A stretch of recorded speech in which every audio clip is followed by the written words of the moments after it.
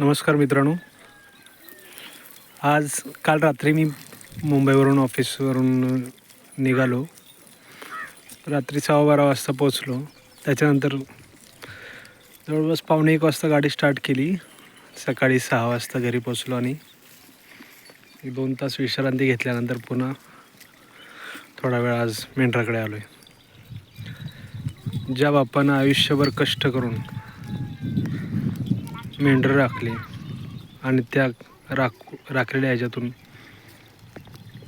पैसे जे काही मिळतील त्यातून आम्हाला शिकवलं, त्याच्यामुळं आज मेंढरं म्हणजे आमचा जीव की प्राण आहे. त्याच्यामुळं आज आबा बहिणीला भेटायला गेलेत. त्याच्यामुळं आज मी मेंढराकडे आहे आणि मी चिकू आणि गुड्डी अशा आम्ही तिघंजण आज मेंढरं राखतो. दादा थोडा वेळ होता, पण दादा आता घरी पावसाचं थोडं वातावरण झालं आहे तर पावसाचं वातावरण झाल्यामुळे घरी गेला आहे ताडपत्री टाकायला. मग आम्ही राखतो आहे मेंढरं. सकाळपासून राखतो. जवळपास मोबाईलच्या ह्याच्यानुसार मी 15 किलोमीटर सकाळपासून चाललो आहे. थकवा नाही, काय नाही. एक वेगळाच आनंद आहे. तुम्हाला वाटते ही एवढे मेंढरं शांत आहेत म्हणजे तुम्हाला काय फक्त उभं राहायचं आहे, तर असं काय नसतं मित्रांनो. ह्यासाठी खूप मेहनत घ्यावी लागते, खूप पळायला लागतं. मेंढरं एका जागेवरती थांबत नाहीत. तर हा दिवस जोपर्यंत आपण गावावरून येत नाही, परत मुंबईवरून रिटर्न येत नाही, तो तेवढ्या दिवसांसाठी हा एक दिवस खूप महत्त्वाचा असतो. ह्या दिवसातून खूप काही शिकायला मिळतं. आईवडिलांची भेट होते, आपली माती, संस्कृती, आपली लोक यांच्याशी भेट होते आणि आपण नेमकं कुणासाठी जगायचं या प्रश्नांचं उत्तर गावी आल्यानंतर मिळतं.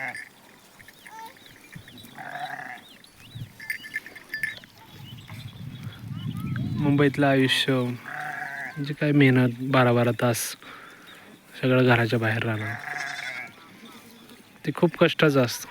पण ते सगळं कशासाठी असतं तर त्याचं उत्तर गावाला आल्यानंतर मिळतं. काहीतरी घरच्यांसाठी करायचं, प्रचंड कष्ट करायचे आणि त्यातून आपसुकच फळ मिळतं.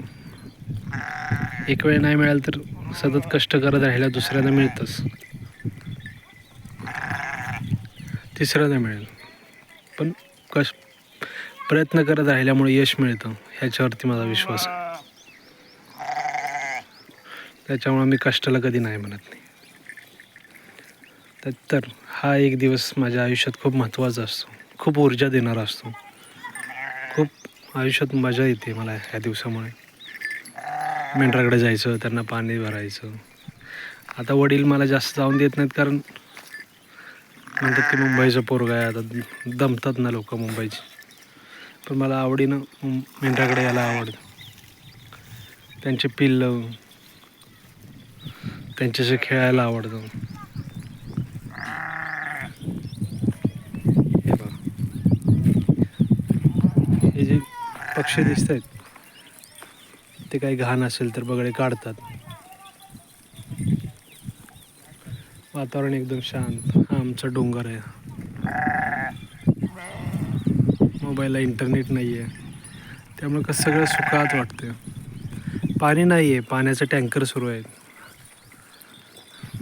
खूप अडचणीचं असलं तरी ह्या दुष्काळाच्या दिवसातून आम्ही शिकतो की हार मानायची नाही. हार मानायची नाही, सतत पुढे जायचं. त्याच्यामुळे मित्रांनो, तुम्हीही कधीही हार म्हणू नका, सतत पुढे जात राहा.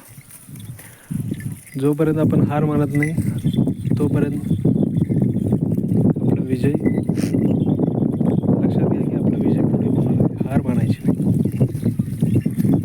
तुम्ही नक्की एक दिवस आमच्या गावी या, भेट द्या.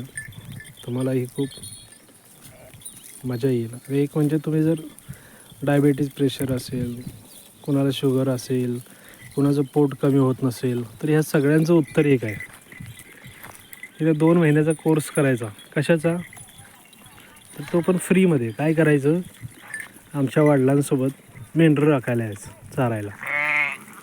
ते जसं राहतात ते शेतामध्ये राहतात. हे बघा मित्रांनो, ते असे इथे शेतात राहतात. तर त्यांच्यासोबत फिरायचं, रोज 15-20 किलोमीटर रनिंग डेली होतं.